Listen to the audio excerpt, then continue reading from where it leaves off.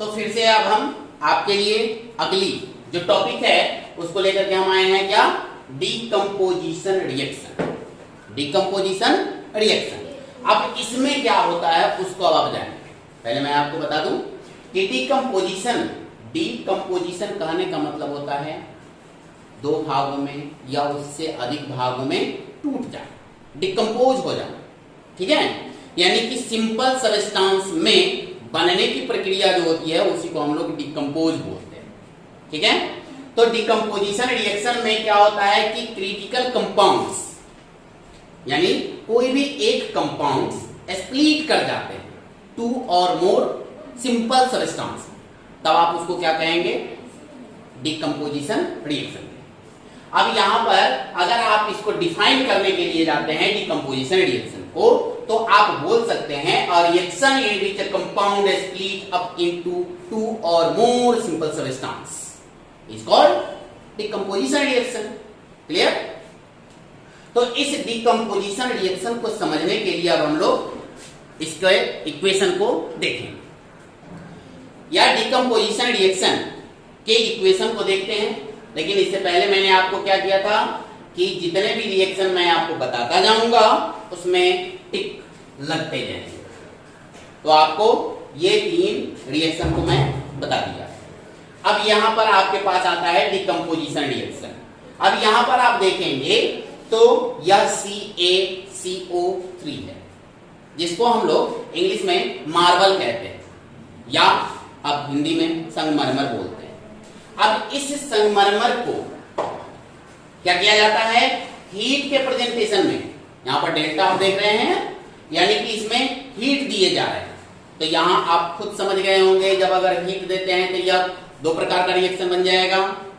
एक क्या बनेगा? एंडोथर्मिक, और दूसरा चूंकि यह स्प्लिट कर रहा है 2 सिंपल सबस्टेंस में, इसीलिए इसको हम लोग क्या बोलेंगे? Decomposition reaction. Clear?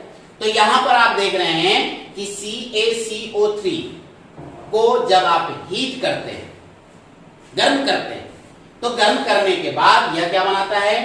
Quicklime stone बनाता है। ठीक है, और कार्बन डाइऑक्साइड गैस को प्रोड्यूस करता है।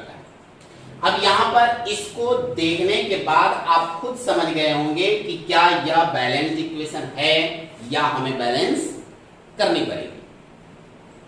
अगर नहीं समझ में आ रहा है तो फिर से मैं आपको इस बात को रिपीट कर रहा हूं कि इसमें आपको क्या करना है कि प्रत्येक एलिमेंट के नंबर ऑफ एटम्स को सिंबल ऑफ एरो के बोथ साइड इक्वल करने हैं। अगर वह इक्वल हो जाता है तो वह ऑलरेडी इक्वेशन बैलेंस्ड होंगे। लेकिन अगर वह इक्वल नहीं होता है तो उसको हम लोग क्या बोलेंगे? अनबैलेंस्ड इक्वेशन बोलेंगे। तो यहां पर हम इसको करने की कोशिश करते हैं। इसमें देखें आप Ca कैल्शियम 1 है, इधर भी 1 है, कार्बन 1 है, कार्बन भी इधर 1 है। यानी हम इसको अंडरलाइन करके आपको बताएं कि जो जो बराबर हो रहा है उसको, ये बराबर है तो ये भी बराबर है, मतलब दोनों तरफ 1 1 है। फिर कार्बन को आप देखें, यानी कि एरो के हेड और टेल की तरफ जो भी एलिमेंट्स हैं उसके एलिमेंट के एटॉमिक नंबर को हमको इक्वल कर देना है। तो यहां पर Ca और C दोनों आप देख रहे हैं कि इक्वल है। क्या ऑक्सीजन भी इक्वल है? ऑक्सीजन को आप देखें यहां पर कितने हैं नंबर में? 3 है। अब इस तरफ ऑक्सीजन को देखें, 1 यहां हो गया और 2 यहां हो गए, तो कितने हो गए? 3। यानी कि यहां भी 3 और यहां भी 3। इसका मतलब क्या कि यह जो रिएक्शन है वो ऑलरेडी बैलेंस्ड है। ठीक है, तो आप डिकम्पोजिशन रिएक्शन को समझ गए होंगे। फिर से मैं आपको बताऊं कि यह डिकम्पोजिशन रिएक्शन जो होता है वह किसी एक सिंपल या क्रिटिकल कंपाउंड को किसी भी तरकीब से अगर आप उसको तोड़ देते हैं, या तो केमिकल प्रोसेस के द्वारा तोड़ें या फिर फिजिकल प्रोसेस के द्वारा तोड़ें, तो वह क्या हो जाएगा? डिकम्पोजिशन रिएक्शन हो जाएगा। ठीक है, तो अब हम लोग फिर अगले टॉपिक में चलते हैं। अब हम लोग देखते हैं आपकी जो अगले रिएक्शन का प्रकार है उसको, वो क्या है, डिस्प्लेसमेंट रिएक्शन। तो डिस्प्लेसमेंट से ही आपको पता चलेगा कि यह रिएक्शन किस प्रकार का होगा। डिस्प्लेस कहने का मतलब स्थानांतरण, अपने स्थान में परिवर्तन होना। तो जो कोई भी रिएक्शन होगा जिसमें कोई कंपाउंड या एलिमेंट दोनों एक दूसरे के साथ जब कंसिस्ट करेंगे, मतलब रिएक्ट करेंगे, तो रिएक्ट करने के बाद क्या होगा कि वह कंपाउंड में से किसी एक एलिमेंट को वह हटा देंगे और जो पहले से या उसमें जो एक और एलिमेंट को लिए हैं वह उस स्थान पर आ जाता है। तो इस प्रकार की जो रिएक्शन होते हैं उसको हम लोग क्या बोलेंगे, डिस्प्लेसमेंट रिएक्शन बोलते हैं। लेकिन यह डिस्प्लेसमेंट रिएक्शन तो same to same double displacement reaction की तरह ही होती है, ठीक है। तो इस दोनों रिएक्शन को कराने के लिए आपके पास बहुत ही इंपॉर्टेंट चीज होती है, वो होता है रिएक्टिविटी सीरीज। अगर आपके पास रिएक्टिविटी सीरीज है तो इससे आपको क्या पता चलेगा कि कौन सा एलिमेंट सबसे ज्यादा रिएक्टेबल है। जो सबसे ज्यादा रिएक्टेबल होगा वह कम रिएक्टेबल वाले सब्सटेंस को डिस्प्लेस कर देगा, यानी कि उसके स्थान से हटा देगा और मोस्ट रिएक्टेबल सब्सटेंस उस स्थान पर पहुंच जाएगा। तो ये क्या हो जाएगा, अगर केवल एक एलिमेंट के साथ ऐसा होता है, केवल एक कंपाउंड के साथ अगर ऐसा होता है तो उसको हम लोग क्या बोलेंगे, डिस्प्लेसमेंट या सिंगल डिस्प्लेसमेंट रिएक्शन। लेकिन जब दो कंपाउंड में, एक में मोस्ट रिएक्टेबल एलिमेंट्स का कंपाउंड है, दूसरे में लेस रिएक्टेबल एलिमेंट्स का कंपाउंड है, तो वैसी स्थिति में क्या होता है कि दोनों एलिमेंट एक दूसरे को एक्सचेंज कर जाते हैं। तो यहां पर क्या हो गया कि दो एलिमेंट एक साथ एक्सचेंज होता है, तो वैसी स्थिति को हम लोग क्या कहेंगे, डबल डिस्प्लेसमेंट रिएक्शन बोलेंगे, ठीक है। तो यहां पर डिस्प्लेसमेंट रिएक्शन को अगर आप डिफाइन करने के लिए जाते हैं तो डिफिनेशन आप आसानी से लिख सकते हैं, मेरी बात को अगर समझ चुके हैं तो, या फिर मैं आपको फिर से इसके डिफिनेशन को बता दूं कि a reaction in which one element takes the place of another compounds and form new compound is called displacement reaction. Similarly, उसी तरीके से डबल डिस्प्लेसमेंट का भी हम लोग उसी प्रकार से करेंगे कि when two elements displaced one another and forms new compounds is called double displacement reaction.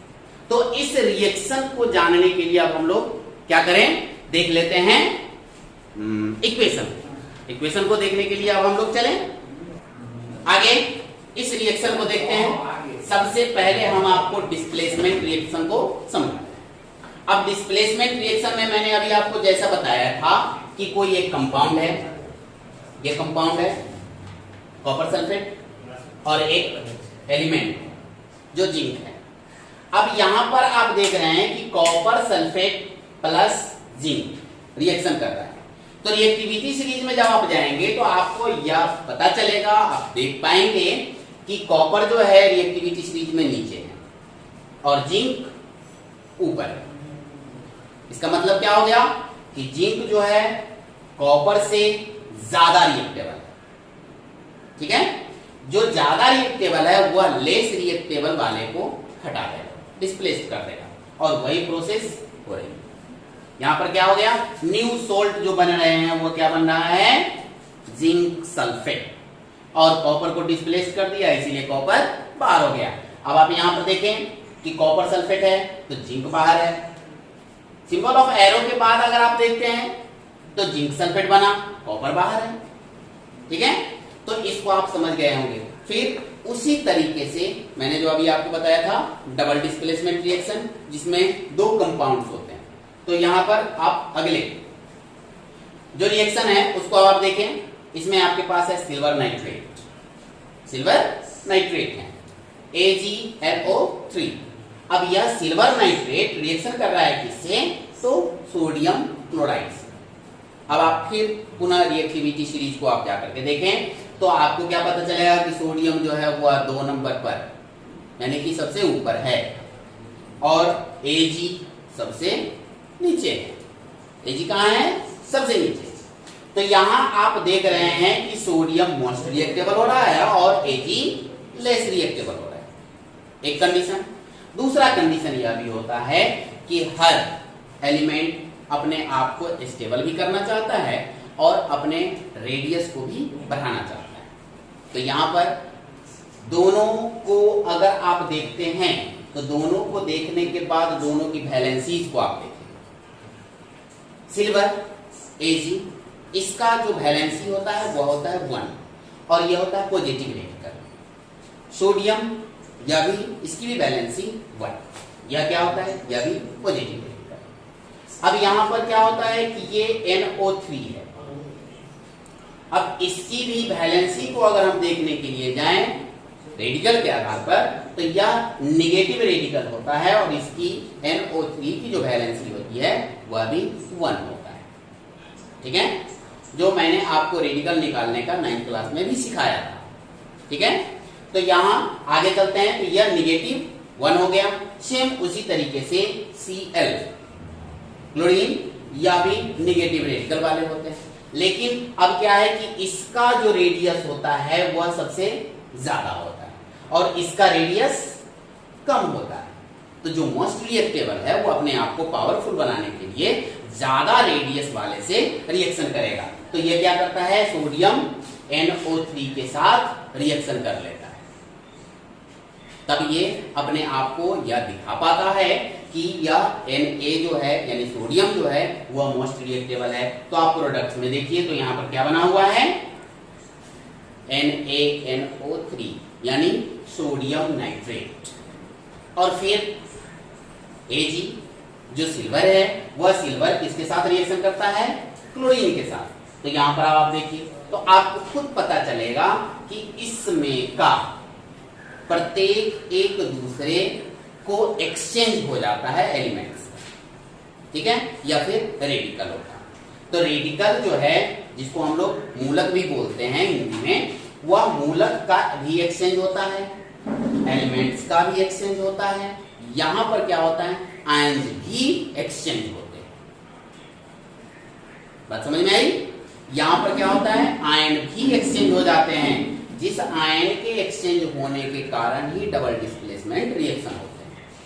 ठीक है, तो जब भी आप डबल डिस्प्लेसमेंट का डिफिनेशन देने के लिए चलेंगे तो डबल डिस्प्लेसमेंट का रिएक्शन में आप डिफिनेशन कैसे देंगे, a reaction in which two compounds react with each other and exchange their ions and forms a new types of a new nature of compounds is called double displacement reaction।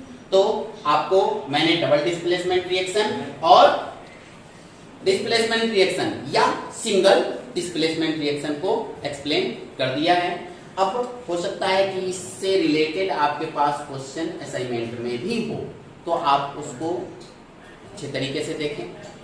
ठीक है, और दूसरी चीज कि आप अपने बुक को निश्चित रूप से पढ़ें, क्योंकि मैंने यहाँ पर प्रत्येक रिएक्शन के लिए केवल एक इक्वेशन लिया है, जबकि आपके बुक में एक रिएक्शन के लिए 5 से एबव या 3 से एबव रिएक्शन आपको दिए गए हैं। तो उस पर आप सेल्फ स्टडी करें, अपने प्रैक्टिस करें और उसको ज्यादा से ज्यादा सोल्व करने की कोशिश करें। तो इससे क्या हो जाएगा कि आपका यह चैप्टर पूर्णतः कंप्लीट हो जाएंगे। और जब आपके पास कंप्लीट हो जाएंगे तो किसी भी प्रकार के कोई भी क्वेश्चन अगर इस चैप्टर से पूछे जाते हैं तो आप 100% सोल्व कर सकते हैं। ठीक है, आगे चलेंगे फिर। तो अब हम लोग फिर चलते हैं आगे। आपकी जो अगली टॉपिक है वो क्या है, ऑक्सीडेशन एंड रिडक्शन रिएक्शन। अब ऑक्सीडेशन, सिंपल सी बात, फिर मैं आपको उसी वर्ड्स से ही आपको बताने की कोशिश करता हूं कि यहां पर ऑक्सीडेशन जिस समय कहा जाता है, ठीक है, उस समय आपको खुद पता चलेगा कि ऑक्सीजन जो होगा वह कहीं ना कहीं किसी न किसी रूप से कंबाइन करेगा।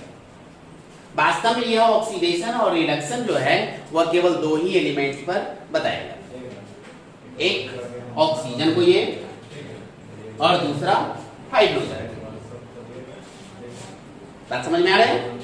तो यहां पर ऑक्सीडेशन जिस समय होगा उस समय आप कहेंगे कि ऑक्सीजन जो होगा वह दूसरे एलिमेंट के साथ जाके कंबाइन करेगा और न्यू सब्सटेंस फॉर्म करेगा। फिर रिडक्शन में क्या होता है कि हाइड्रोजन कंबाइन करेगा लेकिन ऑक्सीजन वहां से डिस्प्लेस कर जाएगा, तो वहां पर क्या हो जाएगा, रिडक्शन। क्लियर? तो इसको अगर देखना है ऑक्सीडेशन रिडक्शन को, तो ऑक्सीडेशन रिडक्शन के लिए हम आपको बताएं कि इसके लिए भी हमें इक्वेशन से ही पता चलेगा कि ऑक्सीडेशन और रिडक्शन कैसे होता है। तो ऑक्सीडेशन और रिडक्शन दोनों को हम एक साथ, ऑक्सीडेशन और रिडक्शन को हम दोनों को एक साथ दो इक्वेशन से आपको बताएंगे, जो इक्वेशन इस प्रकार है। अब इस इक्वेशन से आपको खुद ब खुद पता चलेगा, क्योंकि मैंने इसको अंडरलाइन भी किया है, आप यहां पर खुद देख रहे होंगे कि CuO कॉपर ऑक्साइड, और यहां पर भी आप देख रहे हैं कि कॉपर। यहां आप खुद समझ में आ रहा होगा कि यहां इसके साथ ऑक्सीजन है, यहां ऑक्सीजन है, लेकिन जैसे ही यह प्रोडक्ट को बनाता है वहां पर क्या आप देख रहे हैं कि ऑक्सीजन डिस्प्लेस कर गया है, यानी कि ऑक्सीजन नहीं है। तो इससे क्या साबित हो गया कि ऑक्सीडेशन नहीं है। तो यहां ऑक्सीजन हट गया तो क्या बन गया, रिडक्शन बन गया। फिर दूसरी तरफ आप देखें कि हाइड्रोजन है, अब हाइड्रोजन के साथ ऑक्सीजन आकर के जुड़ रहा है, तो यहां आप इसको क्या बोलेंगे, ऑक्सीडेशन बोलेंगे। ठीक है, तो ये ऑक्सीजन के बारे में ही केवल आपको बताया गया। ठीक है, लेकिन अब आप अगले इक्वेशन में जाएं तो वहां पर आप केवल देखेंगे किसके बारे में, हाइड्रोजन के बारे में। लेकिन आपको इसमें भी ध्यान देना होगा कि ऑक्सीडेशन रिडक्शन, चाहे मैंने आपको 5 प्रकार के जो केमिकल रिएक्शन बताए हैं, उन 5 प्रकार के केमिकल रिएक्शन में सब में आपको जितने भी इक्वेशन होंगे उन सबको आपको बैलेंस करना ही होगा। क्या आपने जो फर्स्ट इक्वेशन को देखा वो बैलेंस है? तो इसको एक बार चेक कर लेते हैं हम लोग कि बैलेंस है या नहीं। कॉपर यहाँ 1 है, कॉपर यहाँ 1 है, ऑक्सीजन 1 है, ऑक्सीजन भी 1 है, हाइड्रोजन 2 है, हाइड्रोजन 2 है, चलिए दोनों तरफ बराबर, इसीलिए इसको हम क्या बोलेंगे, बैलेंस्ड इक्वेशन। अब इसमें आते हैं, मैंने अभी आपको बताया था कि ऑक्सीडेशन और रिडक्शन केवल 2 एलिमेंट्स ऑक्सीजन और हाइड्रोजन पर ही, वह दोनों से ही संबंधित होते हैं। यहां पर आप देख रहे हैं कि यह हाइड्रोजन है, किसके साथ, सल्फर के साथ। यहां पर क्या बना रहा है, हाइड्रोजन सल्फाइड। या हाइड्रोजन सल्फाइड से सल्फर जो है वह निकल जाता है, यानी कि सल्फर अपने में से हाइड्रोजन को हटा देता है। तो ऐसी घटना मैंने अभी आपको बताया कि जब हाइड्रोजन अलग हट जाएंगे तो ऑक्सीडेशन हो जाएंगे, लेकिन अगर हाइड्रोजन जुड़ जाएंगे तब रिडक्शन हो जाएगा। तो यहां पर क्या हो रहा है कि सल्फर से हाइड्रोजन हट रहे हैं, तो यहां पर आप क्या बोलेंगे, ऑक्सीडेशन। फिर अब आप यहां देखिए क्लोरीन, क्लोरीन के साथ हाइड्रोजन आके जुड़ रहा है, तो यहां पर क्या हो जाएगा, ये रिडक्शन। सिंपल, यानी कि जहां भी हाइड्रोजन आके जुड़ेगा किसी के साथ तो उसको आप क्या बोलेंगे, रिडक्शन। अगर हाइड्रोजन हट जाता है तो क्या बोलेंगे, ऑक्सीडेशन। फिर सिमिलरली उसी तरीके से ऑक्सीजन अगर हट गया तो रिडक्शन, ऑक्सीजन आके जुड़ गया तो ऑक्सीडेशन। सिंपल बात। इस तरीके से हम लोग ऑक्सीडेशन और रिडक्शन को जान पाते हैं। फिर आगे जो आपकी टॉपिक्स हैं उसमें सबसे पहले है क्या, कोरोजन। कोरोजन मीन्स क्षय होना होता है, यानी कि क्षय होने का कंडीशन क्या होगा, जिसको लोग कहता है कि जंग लग जाना। जैसे कभी कभी हम लोगों को भी कहा जाता है कि जंग तो नहीं लग गया, मतलब ज्यादा अगर नहीं चल पाते हैं, कोई काम को नहीं कर पाते हैं तो कहा जाता है कि जंग लग गया। ठीक है, तो यहां पर तो अब हम लोग ऑक्सीडेशन और रिडक्शन को कंप्लीट रूप से समझते हैं। अब आगे जो आपकी 2 लास्ट टॉपिक हैं वो है कोरोजन और रेंसिंग। कोरोजन मीन्स क्षय होना। अब क्षय होने से क्या मतलब है कि यहां पर आपको सबसे पहले हम बताएं कि कोरोजन जो होता है वह अधिकांशतः कॉपर और आयरन में सबसे ज्यादा होता है। अब यह कॉपर और आयरन में क्या होता है कि उसमें रस्ट लग जाते हैं, जिसको आप या हम जंग लगना बोलते हैं। अब यह रस्टिंग की जो प्रोसेस होती है वह ही उसको क्षय कर देता है, यानी कि धीरे धीरे धीरे धीरे वह खत्म हो जाता है, यानी कि खा जाया जाता है। किसके द्वारा? जंग के द्वारा उस मेटल को। ठीक है, तो इसमें अब अगर हम क्रोजन को देखें तो क्रोजन के आधार पर आपको हम बता सकते हैं कि एक ऐसी प्रक्रिया जिसमें मेटल धीरे धीरे उस क्रिया के द्वारा खा जाया जाता है, तो उसको हम लोग क्रोजन बोलते हैं। ठीक है, अब यहां पर क्रोजन के लिए जो हम आपको बताने जा रहे हैं उसमें सबसे ज्यादा किसके? आयरन को हम लोग देखते हैं अपने आस पड़ोस में कि उसमें सबसे ज्यादा क्रोजन होता है। अब इस क्रोजन की प्रक्रिया को अगर केमिकल रिएक्शन से जानेंगे तो केमिकल रिएक्शन के अंतर्गत आपको यह पाएंगे कि वह वास्तव में भी एक केमिकल रिएक्शन होता है। ठीक है, अब इस केमिकल रिएक्शन को हम आपको बता दें कि अगर आयरन है और वह आयरन यदि ऑक्सीजन के प्रेजेंटेशन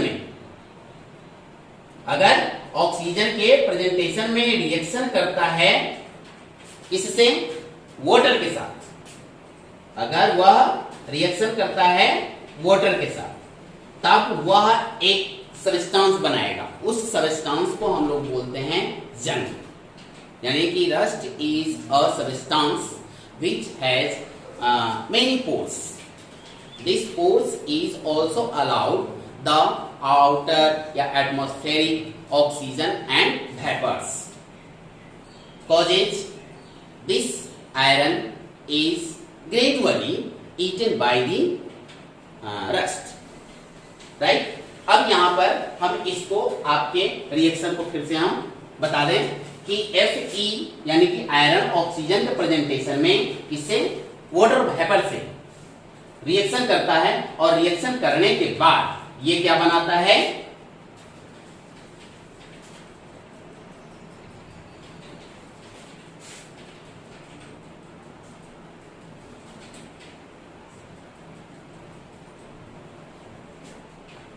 यहां पर ये बनाएगा फेरिक ऑक्साइड इंटू 7H2O, जिसको अगर हम पूरे को अगर बोलने के लिए जाएं तब इसको हम लोग बोलेंगे हेपहाइड्रेटेड। क्या बोलेंगे? हेपहाइड्रेटेड फेरिक ऑक्साइड। इसका जो केमिकल नेम होता है उसको हम लोग बोलते हैं हेपहाइड्रेटेड फेरिक ऑक्साइड। अब यहां पर आप देख रहे हैं कि यह जो इक्वेशन है वास्तव में वो बैलेंस है।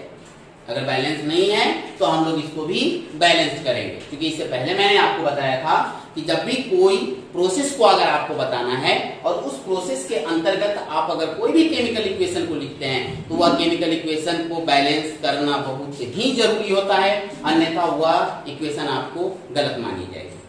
ठीक है, तो अब हम लोग इसको बैलेंस कर लेते हैं। अब यहां पर देखिए कि आपके पास फेरस कितने हैं? 2 और यहां 1 है। तो सबसे पहले हमको क्या करना होगा कि जो 2 पार्ट्स में बटे हुए हैं ऑक्सीजन, उस ऑक्सीजन को ही इक्वल करने होंगे। तो ऑक्सीजन को इक्वल करते हैं तो यहां पर क्या आता है आपके पास कि 2 और 1 3, और यहां पर कितने हैं? 10। ये 7 इसके साथ भी मल्टीपल होंगे, यानी कि 10 हो रहे हैं। अब 10 इधर हो रहे हैं और इधर कितने हो रहे हैं? 3। हाइड्रोजन को आप देखें तो हाइड्रोजन आपके पास इधर कितना हो रहा है? 7 2 जा 14 एटम्स आपके पास हाइड्रोजन के हो रहे हैं, और हाइड्रोजन यहां पर कितने हैं? केवल 2।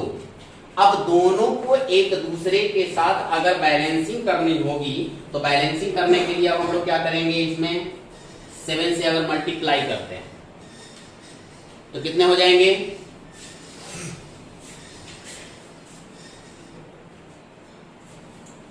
14 हाइड्रोजन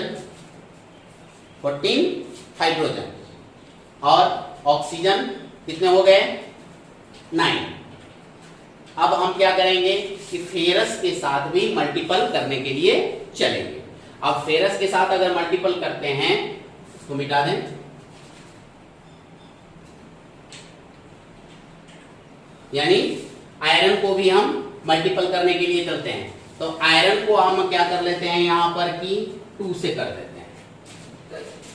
अब जैसे ही आप 2 से करेंगे तो यह 2 इस पूरे के साथ मल्टीपल के फॉर्म में है। क्लियर? अब इस पूरे के साथ में आएंगे तो यहां पर आपके पास ये कितना हो रहा है 4, इसको डाल दीजिए 4। ऑक्सीजन के साथ, अब ऑक्सीजन को भी पूरा करना है तो यहां पर ऑक्सीजन आपके पास कितने हो रहे हैं, इसको काउंट करके फिर मिलाएंगे तो आपको यहां पर 3 आएंगे। ये अब आपके पास बैलेंस इक्वेशन बनेगी। ठीक है? अब आपको हम आगे रेंसिडिटी को लेकर के चलते हैं, जिसको हम लोग हिंदी में दुर्गंध युक्त बोलते हैं।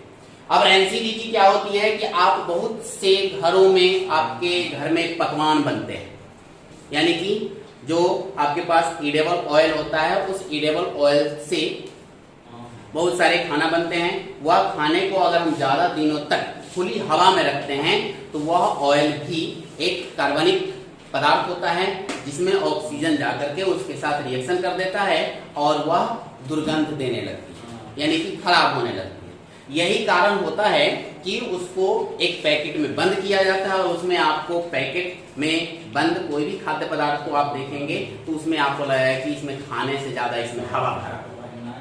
वास्तव में उसमें हवा भरा हुआ नहीं होता है, बल्कि उसमें नाइट्रोजन गैस को डाल दिया जाता है। अब नाइट्रोजन गैस जो होता है उस में उपस्थित ऑक्सीजन को नाइट्रेट में कन्वर्ट कर देता है और उस कार्बनिक पदार्थ से ऑक्सीजन को रिएक्शन करने से रोक देता है, जिसके कारण वह पैकेट में बंद किया हुआ सामान खराब नहीं होता है। क्लियर? इसको आप बुक में निश्चित रूप से पढ़ें। ठीक है? तो आपके पास यह पता चलेगा कि रेंसिडिटी जो होती है वह रेंसिडिटी एक ऑक्सीडेशन प्रोसेस होता है, जिसके अंतर्गत खाद्य पदार्थ जो होते हैं वह दुर्गंध युक्त हो जाते हैं, यानी कि उसका स्वाद भी चेंज हो जाता है और उसके गंध भी बदल जाते हैं। ठीक है? तो इसके बाद हम आपको थोड़ा सा इसके क्लोजन के बारे में, जो जंग लगने की जो प्रोसेस है उससे बचाव के बारे में आपको बता देते हैं कि इसको पेंट लगाकर, तेल लगाकर, ग्रीस लगाकर हम अपने स्टील, आयरन और कॉपर को क्लोजन होने से बचा सकते हैं। अब आगे जो मैं आपको कुछ हिदायत देने जा रहा हूं उसको अब आप ध्यान से सुने कि यह जो मैंने आपको चैप्टर खत्म कर दिया, अब इस खत्म चैप्टर में आपके पास कुछ असाइनमेंट क्वेश्चंस मैं आपको दिया हूं जो एडिशनल है। उसमें बहुत सारे केमिकल इक्वेशन भी होंगे, वर्ड इक्वेशन भी होंगे, जिसको कन्वर्ट करना है केमिकल इक्वेशन में। बहुत सारे केमिकल इक्वेशन ऐसे होंगे जो अनबैलेंस्ड होंगे, उनको बैलेंस करके देना है। कुछ केमिकल इक्वेशन ऐसे भी होंगे जिसमें केवल रिएक्टेंट्स हैं, प्रोडक्ट्स नहीं है, तो उनका आपको प्रोडक्ट्स निकाल करके देना होगा। तो ये सभी चीजों को अगर आप कर लेते हैं तो आपका ये चैप्टर कंप्लीट हो जाता है। उससे पहले जब भी आप इस चीज को करने के लिए जाएं तो आप अपने बुक को निश्चित रूप से 2 से 3 बार पढ़ें और अच्छे तरीके से पढ़ें। समझ के पढ़ेंगे तो आपका ये चैप्टर 100% निश्चित रूप से कंप्लीट हो जाएगा। इसी के साथ थैंक यू।